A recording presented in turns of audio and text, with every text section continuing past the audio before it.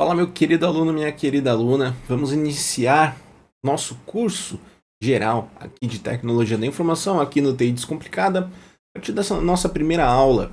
Essa primeira interação que a gente vai ter com Tecnologia da Informação, a gente vai explorar uma área denominada análise de dados. Às vezes aparece no edital como fluência em dados, ou apenas banco de dados e ciência de dados. Enfim, a gente vai lidar com dados, bancos de dados, ferramentas de inteligência artificial, machine learning, mineração de dados, enfim, tudo que é atinente à matéria conhecida como análise de dados. Então a gente tem cerca aí de 19, 20 aulas sobre esse assunto e é disparado assim a matéria mais importante dentre todas que a gente vai estudar nesse curso. Principalmente quando a gente fala de área fiscal, área de controle, e hoje em dia até mesmo a área policial tem focado muito forte em dados. E servem para muitas coisas, né? Bom, vamos começar falando sobre dados. A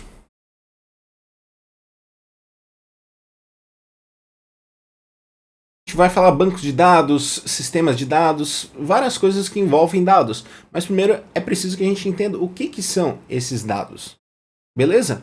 Dados não são aqueles dados que você tem em casa, né, que você joga em jogos. Eles são fatos ou estatísticas que são passíveis de serem valoradas. Ou seja, são coisas que a gente consegue atribuir um valor. Um valor numérico, um valor qualitativo, um valor quantitativo, enfim. Qualquer tipo de valor a gente consegue atribuir a essa unidade de informação. Cuidado com a palavra informação, que a gente vai usar ela mais para frente. Mas um dado, ele expressa um valor de alguma coisa no mundo real ou no mundo virtual. Por exemplo, minha altura, 1,88 m, é um dado. Meu nome, Felipe, é um dado qualitativo. Então, a gente tem dados dos mais diversos tipos. Temos dados geográficos, culturais, científicos, tudo que pode ser quantificado e valorado, ordenado, qualificado, tudo pode configurar como um tipo de dado, certo? Conceito de dado, tranquilinho. Agora, a gente pode ter vários tipos de dados diferentes. A primeira classificação que a gente tem é conforme o tipo de informação que ele nos traz. A gente tem os dados qualitativos e os dados quantitativos. Os dados qualitativos são aqueles dados que atribuem qualidade a uma pessoa, a um objeto. Por exemplo, Felipe é bonito. Bonito é um dado atribuído ao personagem Felipe, que obviamente não sou eu, e tem a qualidade de ser bonito.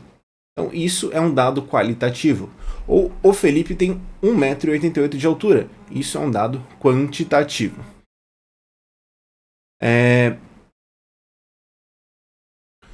Dentro dos dados qualitativos, a gente pode classificar ele de duas formas distintas. Qualitativo ordinal, ou seja, um dado qualitativo que pode ser ordenado. Então, esse aqui de baixo, ó. Ordinal. Ordinal vem de ordem, ou seja, a gente pode colocar uma ordem. Feio, mediano, bonito, pequeno, médio, grande, baixo e alto. Ou seja, a gente consegue ordenar esses dados qualitativos, tá? Já os dados nominais, eles atribuem qualidades que não podem ser ordenadas. Por exemplo, a cor do logotipo da TI Descomplicada é roxa. Então isso é uma qualidade que a gente não consegue ordenar. Não consegue ordenar vermelho, azul e verde, por exemplo, que nem está aqui no nosso exemplo do slide. Agora, as variáveis quantitativas são variáveis numéricas. Elas trazem números para a gente e esses números também são subdivididos em duas categorias distintas. Temos as categorias discretas e as categorias contínuas. Na categoria discreta, qualquer valor ele vai assumir um único ponto dentro de um intervalo fixo. Então, eu tenho um lápis aqui na minha mão. Eu sei que é uma unidade de lápis e é uma só. Não é 1.00000000123 e uma infinidade de casas decimais. Eu sei que ele ocupa um ponto específico no espaço-tempo para ser valorado. Então, isso é uma variável, um tipo de dado quantitativo discreto. Já o tipo de dado quantitativo contínuo, ele pode ser quebrado cada vez em partes menores. Então pensa aqui comigo a altura. A gente consegue quebrar a altura 1 metro em centímetros, centímetros em milímetros, milímetros em nanômetros, e você consegue indo fazer, eu posso escrever 1,88 m dessa forma aqui, que não tá errado, tá? Eu vou escrevendo e eu vou indo, e assim por diante. Isso é um tipo de dado quantitativo discreto. Um cuidado que você tem que ter, se você já estudou estatística, você já deve ter ouvido falar em variáveis contínuas, em que determinado valor ele assume um intervalo. Por exemplo, chutar um valor aqui de pessoas consideradas de altura mediana. São aquelas pessoas entre 1,77 e 1,82, por exemplo. Esse intervalo aqui é um intervalo de uma variável discreta. A gente tem um intervalo ali. Não é o que a gente tem num tipo de dado discreto, tá? Quantitativo discreto. Cuidado com isso, é um pouquinho diferente. Olha só essa questão do TCE/SP. Deixa eu botar na tela cheia para você. O TCE/SP contratou a empresa Data Analysis para analisar as características dos candidatos que estão participando do seu concurso. Para realizar o pré-processamento dos dados, a Data Analysis coletou e classificou as seguintes informações das variáveis relacionadas aos candidatos. Ele quer saber quais são as qualitativas ordinais, ou seja, aquelas que atribuem uma qualidade e podem ser ordenadas. Vamos analisar cada uma dessas variáveis, identificar o que é cada uma delas, e aí vai ficar fácil para achar o nosso gabarito. Profissão do candidato, a profissão é uma variável qualitativa nominal. Eu vou botar só qualitativa aqui, tá bom? O nome completo de candidato também é uma variável qualitativa.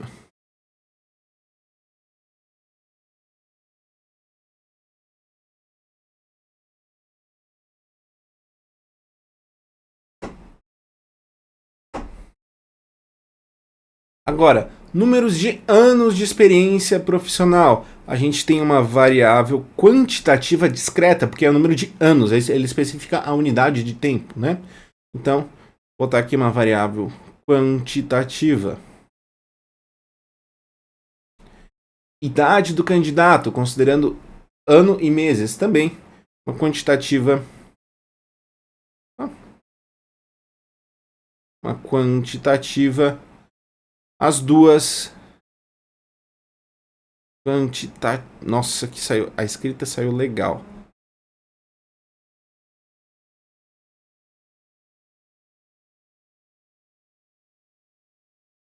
Quantitativa. As duas são discretas, tá bom? As duas são discretas. E por fim, a gente tem o nível de escolaridade. Ensino médio, graduação, pós-graduação. Você concorda comigo que se eu fosse fazer uma ordenação disso, eu botaria primeiro o ensino médio, que é mais baixo, graduação um pouco maior e pós-graduação maior? Eu consigo fazer uma ordenação e a titularidade que a pessoa tem, o nível de escolaridade, é uma variável qualitativa. Então, como a gente está falando de uma qualidade, a gente consegue ordenar essa qualidade, é uma variável qualitativa ordinária. Pode aparecer das duas formas, certo? Qualitativa ordinal. Com isso, temos que o nível de escolaridade é a nossa variável qualitativa e o gabarito dessa questão, portanto, é a letra E. Com essa questãozinha que a gente conseguiu fazer uma classificação de quase todos os tipos, né? Quase todos os tipos de dado. E é bem tranquilo de identificar. E por mais bobo que possa parecer, cai em questões de prova. Certo? Bom, a gente também pode classificar o tipo de dado que a gente tem de acordo com a restrição de acesso. Tem algumas aulas lá para frente do curso que abordam a matéria denominada segurança da informação.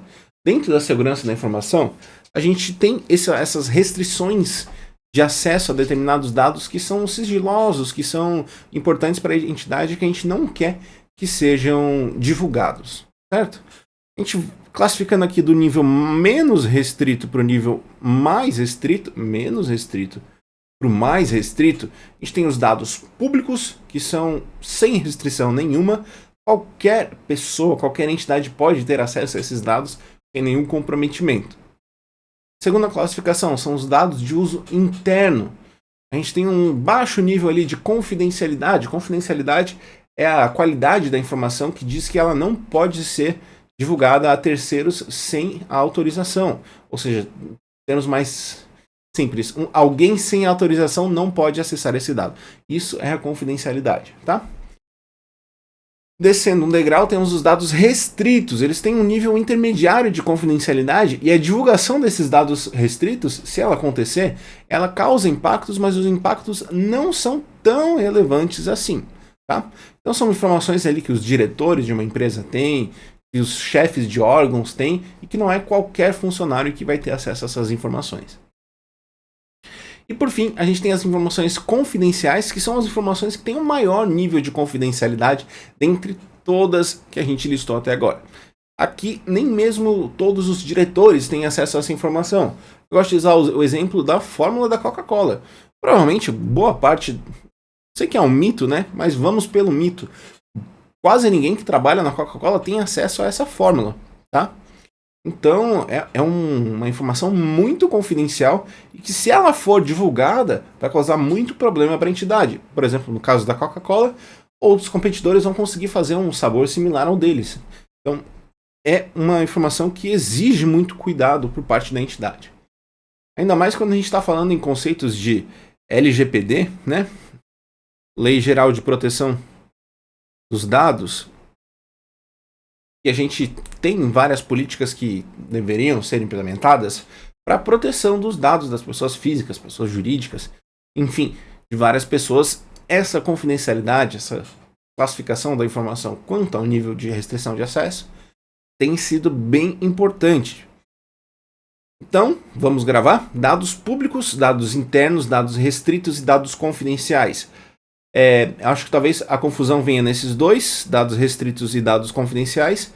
É só você focar em guardar esse aqui. Um restrito é menos confidencial que o próprio confidencial. Então, um macetinho para você gravar. Outra questão do TCE São Paulo que cobrou esse conteúdo. Davi é servidor do Departamento de Segurança da Informação do Tribunal de Contas do Estado de São Paulo e recebeu a tarefa de classificar as informações trafegadas na rede interna do tribunal. O objetivo é assegurar que a informação receba um nível adequado de proteção de acordo com a sua importância para a organização em conformidade com a LGPD. Tudo que eu falei para vocês até agora, né? Davi encontrou algumas informações estratégicas da empresa que deveriam estar disponíveis apenas para grupos restritos de colaboradores e que deveriam ter níveis médios de confidencialidade. As informações encontradas por Davi devem ser classificadas como? Então a gente tem as informações públicas que não têm nenhuma confidencialidade. A gente tem as informações internas, que têm uma confidencialidade baixa. A gente tem as informações restritas, que são exatamente o que a questão quer, que tem uma confidencialidade intermediária. Ele aponta aqui, ó. Deu marca texto. Disponíveis níveis médios de confidencialidade. Tá? Então, essa é a nossa resposta. Por fim, a gente tem as informações confidenciais. Deixando claro que essa é uma das classificações possíveis, tá? Não é a classificação que deva ser seguida. É uma das possíveis, certinho? O gabarito dessa questão. Letra C. Agora, isso é uma coisa importante pra gente, tá? Vou voltar pro quadro. A classificação dos dados quanto à sua estruturação ou à sua não estruturação. O que é um dado estruturado? É um dado que segue uma forma rígida e todo dado que for seguir essa forma deve segui-la de forma obrigatória. Então, o maior exemplo que a gente tem de dados estruturados são os dados lá, um assunto que a gente vai ver na próxima aula. Alguma coisinha a gente vai ver na aula de hoje, os dados do modelo relacional.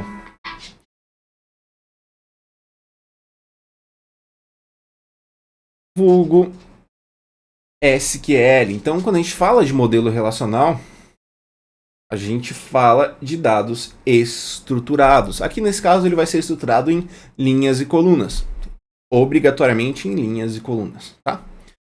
O segundo tipo de dado talvez seja o dado mais utilizado por aí, que são os dados semi-estruturados. Eles têm uma forma ali, certa forma definida, ele diz como que o arquivo deve ser construído, mas ele não tem nenhuma restrição quanto ao conteúdo que é trafegado dentro desse arquivo. A gente pode manipular os arquivos de diferentes formas para ter diferentes resultados.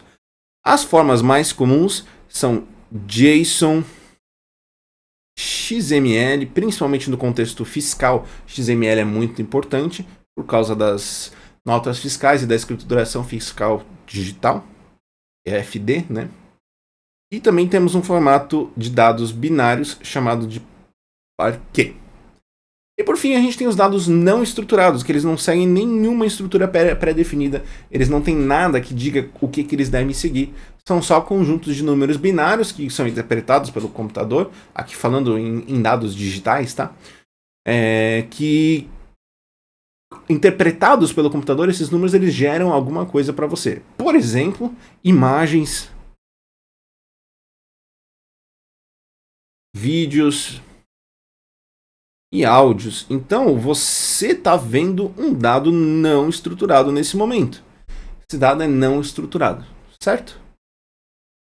Aqui, quando a gente fala desses dois tipos, a gente normalmente aborda dentro do NoSQL, tá? Não precisa se preocupar com isso agora. É só para quando chegar no momento que você for ver esse assunto, você entender por que ele é visto de forma separada, por que ele é do jeito que ele é, tá?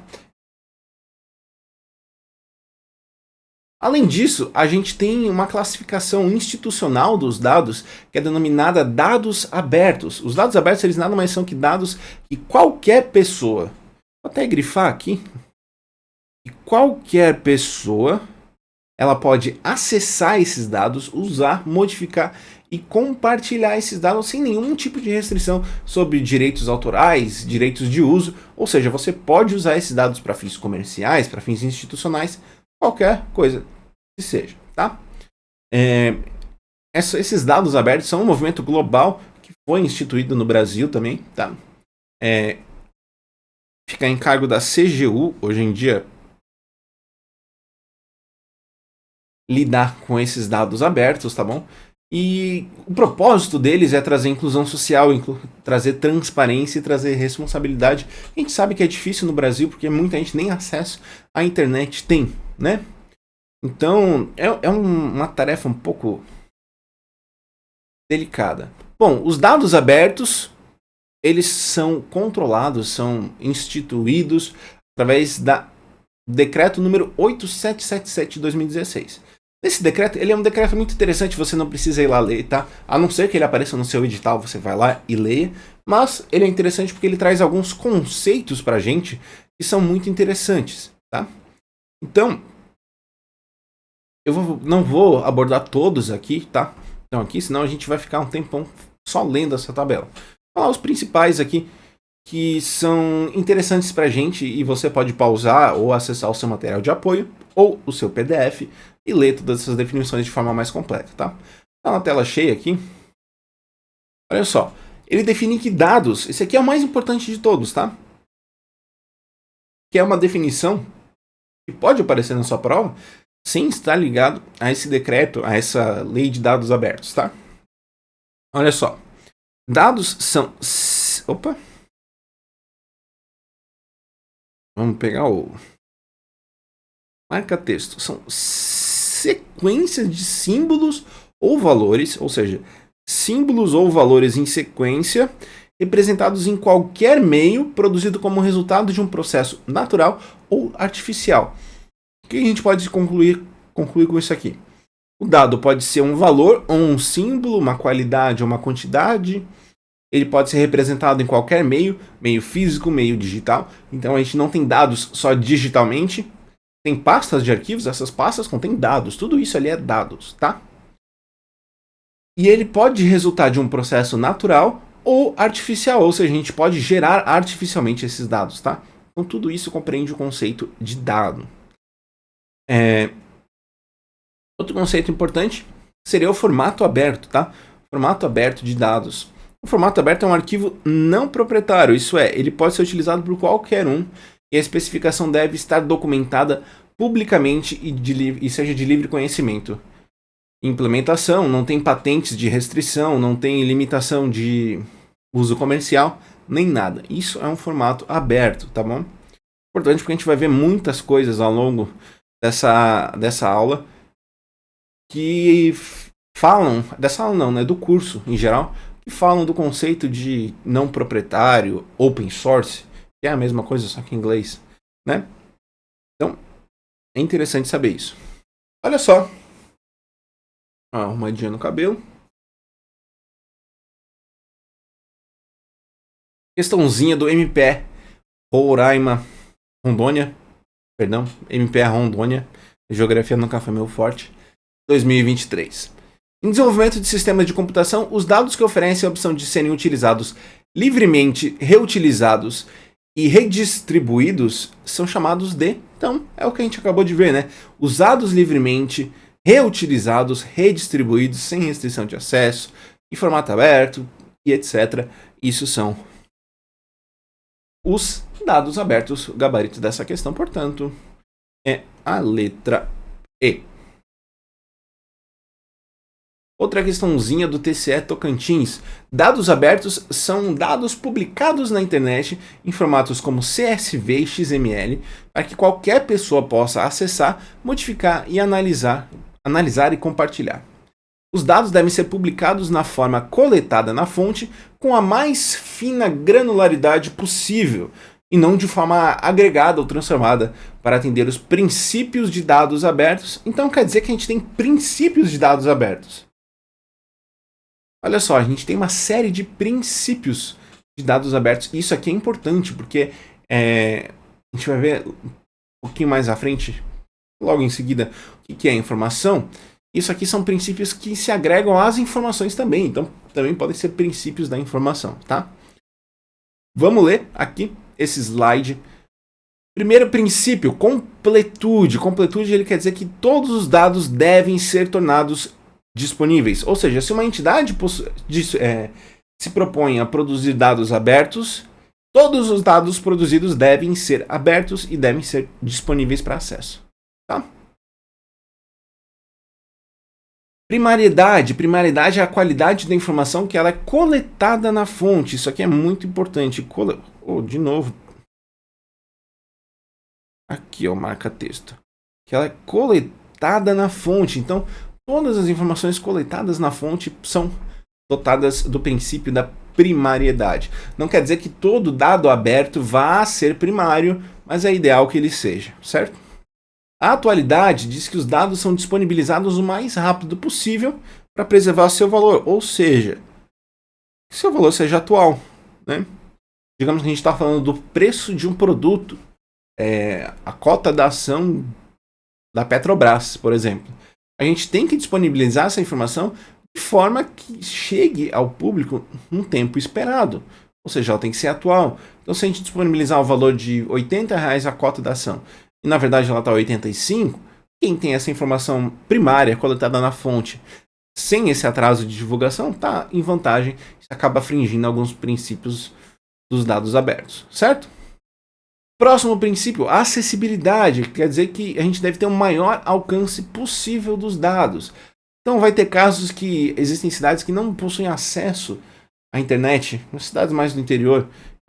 Pode ser necessário que a gente divulgue esses dados de forma física, então faça impressões de, por exemplo, contratos feitos pela prefeitura e deixe disponível para quem não tem acesso à internet, tenha acessibilidade a esses dados.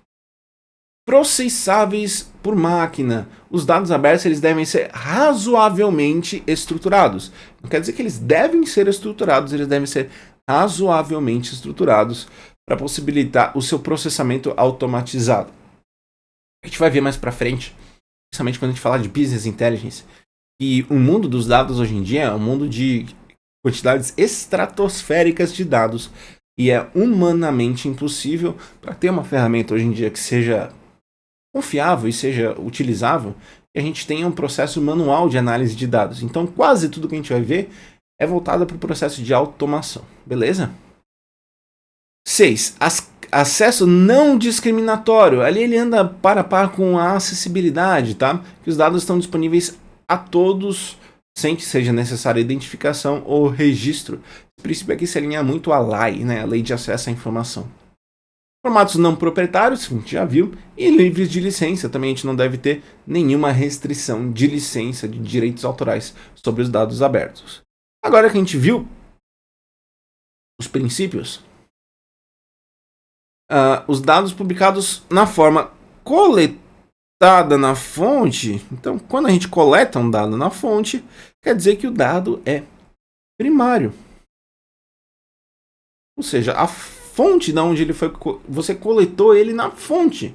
Você tem o dado mais preciso que é possível, sem nenhum ruído ali no meio, sem nenhuma coisa afetando a sua qualidade, a sua precisão de informação. Então é primariedade o princípio, são dados abertos primários, tá? Bom, acontece que um dado por si só, ele não fornece muita coisa para a entidade. Ele não fornece informações, ele não fornece insights, ele não fornece suporte a decisões. Um dado é só um dado, como a lei de dados abertos fala ali, o dado é um valor ou um símbolo, uma sequência de valores ou símbolos. Ele por si só não quer dizer nada.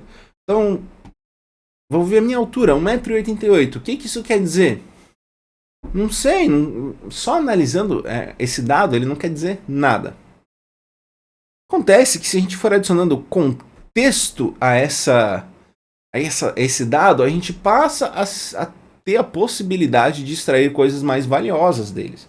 Então, quando a gente adiciona contexto aos dados, passa a ter uma informação. Então, eu tenho 1,88 m, isso não quer dizer nada.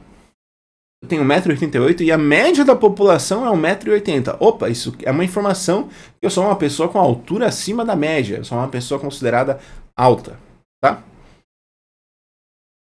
Se eu adicionar um significado, então digamos que pessoas altas recebam mais. Só uma situação hipotética, tá?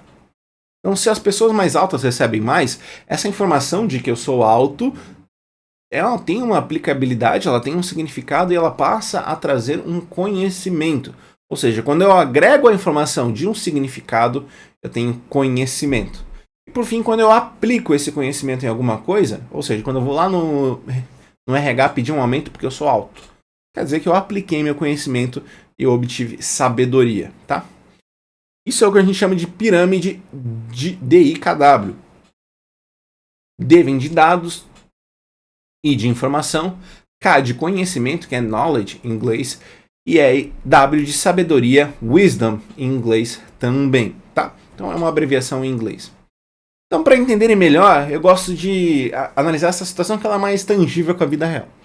Pensa que você viu um sinal vermelho. O dado que você tem é sinal vermelho. Você vai lá e vai escrever qual que é o dado que eu tenho. Então, qual é a cor do sinal?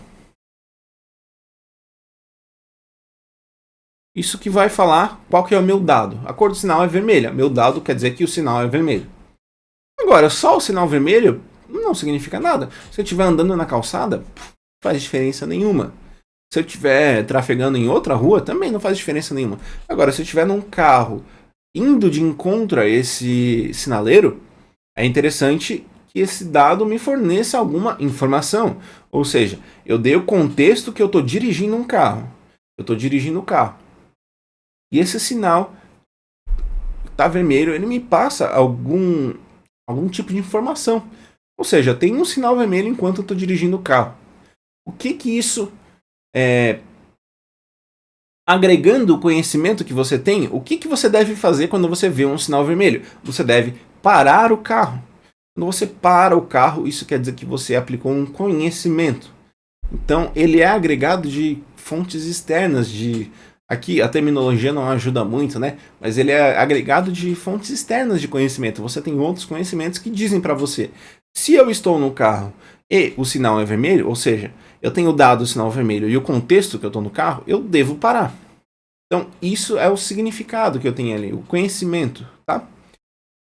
E aí, Quando eu decido pisar no freio e parar o carro, eu estou tomando uma ação. Então isso que a gente chama de sabedoria, tá? Não é no termo filosófico de sabedoria, ser um sábio, nada. É só na aplicação de um conhecimento, beleza?